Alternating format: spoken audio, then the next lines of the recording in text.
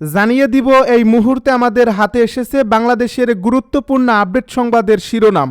শুরুতেই থাকছে ভারমুক্ত হচ্ছেন তারেক রহমান, রাতেই আসতে পারে ঘোষণা। এবারে জানিয়ে দিব 11 নেতার বহিষ্কারাদেশ প্রত্যাহার করল বিএনপি। এদিকে এবার যুবদল কর্মীকে প্রকাশ্যে হত্যা। জানিয়ে দিব মনোনয়ন বাতিল চেয়ে ইসিতে হাসনাত মঞ্জুরুলের পাল্টা আবেদন। এবারে থাকছে মনোনয়ন ফিরে পেতে তাসনিম জারার আপিল শুনানি শনিবার। সবশেষে জানিয়ে দিব মোসাব্বির হত্যায় নির্বাচন বিরোধীরা জড়িত থাকতে পারে বলছে বিএনপি নেতা সালাউদ্দিন। এতক্ষণ শুনছিলেন হাতে থাকা আপডেট সংবাদের শিরোনাম, এবারে বিস্তারিত। তবে তার আগে অনুরোধ রইল ভিডিওটিতে একটি লাইক এবং কমেন্ট করে জানিয়ে দিন ভিডিও সম্পর্কে আপনার মূল্যবান মতামত। আরও জানিয়ে দিন ভিডিওটি কোথা থেকে দেখছেন বা কোন জেলা থেকে দেখছেন। ভারমুক্ত হচ্ছেন তারেক রহমান, রাতেই আসতে পারে ঘোষণা। বাংলাদেশ জাতীয়তাবাদী দলের ভারপ্রাপ্ত চেয়ারম্যানের ভার থেকে এবারে মুক্ত হয়ে চেয়ারম্যানের দায়িত্ব পেতে যাচ্ছেন তারেক রহমান। শুক্রবার রাতে দলের স্থায়ী কমিটির জরুরি বৈঠকে এ বিষয়ে ঘোষণা আসতে পারে। আজ রাত 9:30টায় গুলশানে বিএনপি চেয়ারপারসনের রাজনৈতিক কার্যালয়ে এ বৈঠক অনুষ্ঠিত হবে। বিএনপির এক সিনিয়র নেতা জানান, আজকের এই বৈঠকটি নির্ধারিত শিডিউলের বৈঠক নয়, তাই নির্দিষ্ট এজেন্ডাও থাকছে না। তবে এটি অবশ্যই গুরুত্বপূর্ণ, কারণ এই বৈঠকেই দলের ভারপ্রাপ্ত চেয়ারম্যান তারেক রহমানকে বিএনপির চেয়ারম্যান নির্বাচিত করা হতে পারে। এর আগে গত 4 জানুয়ারি সিলেটে গণমাধ্যম কর্মীদের সঙ্গে অনুষ্ঠিত মত বিনিময় সভায় এ বিষয়ে ইঙ্গিত দিয়েছিলেন দলের মহাসচিব মির্জা ফখরুল ইসলাম আলমগীর। 11 নেতার বহিষ্কারাদেশ প্রত্যাহার করল বিএনপি। সংগঠন বিরোধী কর্মকাণ্ডের অভিযোগে বহিষ্কৃত 11 নেতাকর্মীর বহিষ্কারাদেশ প্রত্যাহার করছে বিএনপি।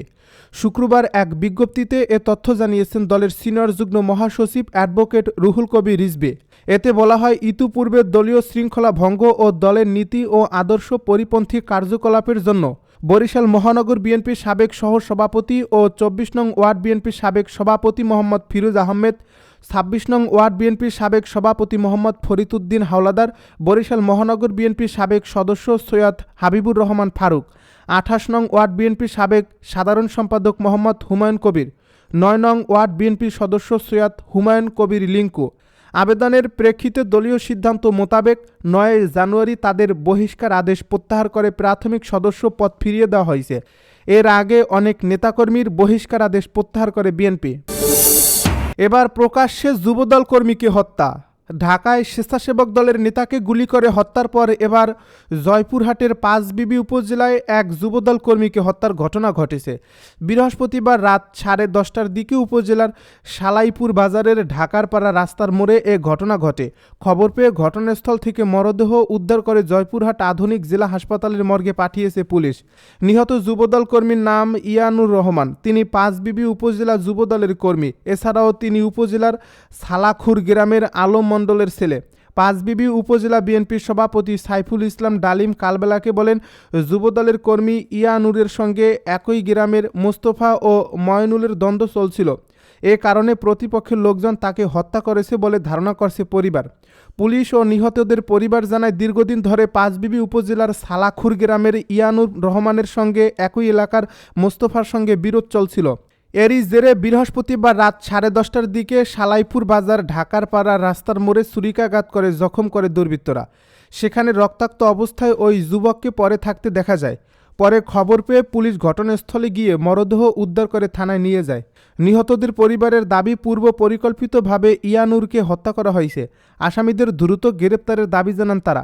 নিহতের বাবা মোহাম্মদ আলম মণ্ডল বলেন, দীর্ঘদিন থেকে একই এলাকার মোস্তফা ও তার ছেলে ময়নুলের সঙ্গে আমাদের একটা বিরোধ চলে আসছে। এরই জেরে তারা আমার ছেলেকে হত্যা করছে। এর আগেও তাদের নামে আমরা মামলা করেছি, কিন্তু প্রশাসন কোনো ভূমিকা নেয়নি। আমি ছেলে হত্যার বিচার চাই। এদিকে প্রতিপক্ষ মোস্তফার পুত্রবধূ ইশরাত জাহান কেমি জানান, বেশ কিছুদিন থেকেই স্থানীয় ইয়ানুর ও তার পরিবারের লোকজনের সঙ্গে বিরোধ চলছিল। কয়েকদিন আগেও সেই বিরোধ মীমাংসা হয়েছিল। বৃহস্পতিবার রাত 3টার দিকে 10 থেকে 12 জন লোক দেশীয় অস্ত্রসহ আমাদের বাড়িঘর ভাঙচুর ও অগ্নিসংযোগ করে। আমরা প্রাণে বেঁচে যাই। মনোনয়ন বাতিল চেয়ে ইসিতে হাসনাত মঞ্জুরুলের পাল্টা আবেদন। বিএনপি প্রার্থী মঞ্জুরুল আহসান মুন্সির প্রার্থিতা বাতিল চেয়ে আবেদন করেছেন জাতীয় নাগরিক পার্টির দক্ষিণাঞ্চলের মুখ্য সংগঠক ও কুমিল্লা 4 আসনের জামায়াতের এনসিপির জোটের প্রার্থী হাসনাত আবদুল্লাহ। একই দিনে হাসনাত আবদুল্লাহর মনোনয়ন বাতিলের জন্য আবেদন জমা দিয়েছেন বিএনপি প্রার্থী মঞ্জুরুল আহসান মুন্সী। শুক্রবার সন্ধ্যায় রাজধানীর আগারগাঁওয়ে নির্বাচন কমিশন ভবনের সামনে স্থাপিত হয় আপিল বুথে এই পাল্টা আবেদন জমা পড়ছে। বিষয়টি কালবেলাকে নিশ্চিত করেছে নির্বাচন কমিশন সূত্র জানায় নির্ধারিত সময়ের মধ্যেই উভয় পক্ষ তাদের আবেদন জমা দিয়েছেন।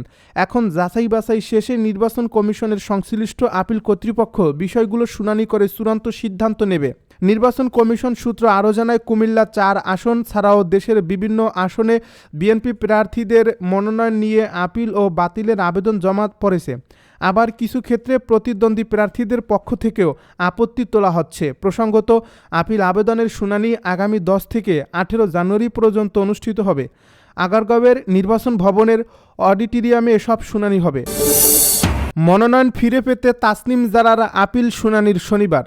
আসন্ন ত্রয়োদশ জাতীয় সংসদ নির্বাচনে রিটার্নিং কর্মকর্তার মনোনয়নপত্র গ্রহণ ও বাতিলের সিদ্ধান্তের বিরুদ্ধে ঢাকা 9 আসনের স্বতন্ত্র প্রার্থী ডাক্তার তাসনিম জারার করা আপিলের শুনানি আগামী শনিবার অনুষ্ঠিত হবে। এ শুনানির প্রথম দিনেই ডাক্তার তাসনিম জারার আপিল আবেদনটি তালিকাভুক্ত করা হয়েছে। এ সময় প্রধান নির্বাচন কমিশনার সহ অন্যান্য কমিশনার উপস্থিত থাকবেন। এদিকে শুক্রবার মনোনয়নপত্র বাতিল ও বৈধতার সিদ্ধান্তের বিরুদ্ধে আপিল করার সময়সীমা শেষ হয়েছে। আগামী 10 থেকে 18 জানুয়ারি পর্যন্ত আপিলের বিরুদ্ধে শুনানি চলবে। এর আগে রাজধানীর আগারগাঁওয়ে নির্বাচন কমিশন ভবনে গিয়ে ডাক্তার তাসনিম জারা মনোনয়নপত্র বাতিলের সিদ্ধান্তের বিরুদ্ধে আপিল আবেদন জমা দেন। এ সময় সঙ্গে তার আইনজীবী আরমান হোসেন সহ অন্যান্যরা উপস্থিত ছিলেন।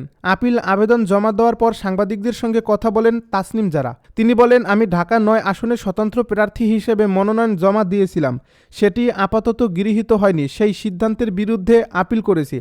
গত 27 ডিসেম্বর এনসিপি থেকে পদত্যাগ করেন দলটির জ্যেষ্ঠ যুগ্ম সদস্য সচিব তাসনিম জারা। ওই দিন সন্ধ্যায় ফেসবুকের পোস্টে তিনি জানান, কোনো নির্দিষ্ট দল বা জোটের প্রার্থী হিসেবে নয়, স্বতন্ত্র প্রার্থী হিসেবে ঢাকা 9 থেকে নির্বাচনে অংশ নেবেন তিনি। মোসাব্বিরকে হত্যা। মোসাব্বির হত্যায় নির্বাচন বিরোধীরা জড়িত থাকতে পারে বলছে বিএনপি নেতা সালাউদ্দিন। যারা নির্বাচন চায় না তারাই স্বেচ্ছাসেবক দলের নেতা আজিজুর রহমান মোসাব্বির হত্যাকাণ্ডে জড়িত থাকতে পারে বলে মন্তব্য করেছেন বিএনপির স্থায়ী কমিটির সদস্য সালাউদ্দিন আহমেদ। শুক্রবার বিকেলে মোসাব্বিরের বাসায় গিয়ে পরিবারের সদস্যদের সান্ত্বনা দেওয়ার পর সাংবাদিকদের সঙ্গে আলাপকালে এ মন্তব্য করেন তিনি। বিএনপি নেতা সালাউদ্দিন আহমেদ বলেন, পরিকল্পিতভাবেই মোসাব্বিরকে হত্যা করা হয়েছে। যারা নির্বাচন বিরোধী তারাই এ হত্যাকাণ্ডের সঙ্গে জড়িত থাকতে পারে। এটি একটি সুপরিকল্পিত ষড়যন্ত্রের অংশ। ঘটনার সুষ্ঠু ও নিরপেক্ষ তদন্তের দাবি জানিয়ে তিনি বলেন, যারা নির্বাচন চায় না সেই জাতীয় অপশক্তি ও হত্যাকাণ্ডের সঙ্গে যুক্ত থাকতে পারে। আমরা অবিলম্বে একটি নিরপেক্ষ ও বিশ্বাসযোগ্য তদন্ত দাবি করছি। আইনশৃঙ্খলা পরিস্থিতি প্রসঙ্গে বিএনপির এই নেতা বলেন, পতিত স্বৈরাচার নির্বাচনকে বানচাল করতে চায়। সেই লক্ষ্যেই ধারাবাহিক ষড়যন্ত্র চলছে। এসব ষড়যন্ত্র বাস্তবায়নের আগেই আইনশৃঙ্খলা বাহিনীকে তা কঠোরভাবে দমন করতে হবে। মোসাব্বিরের পরিবারের দায়িত্ব নেওয়ার ঘোষণা দিয়ে সালাউদ্দিন আহমেদ বলেন, মোসাব্বিরের স্ত্রী ও সন্তানদের সারা জীবন যা কিছু প্রয়োজন তার সব দায়িত্ব আমরা দলীয়ভাবে নিয়েছি।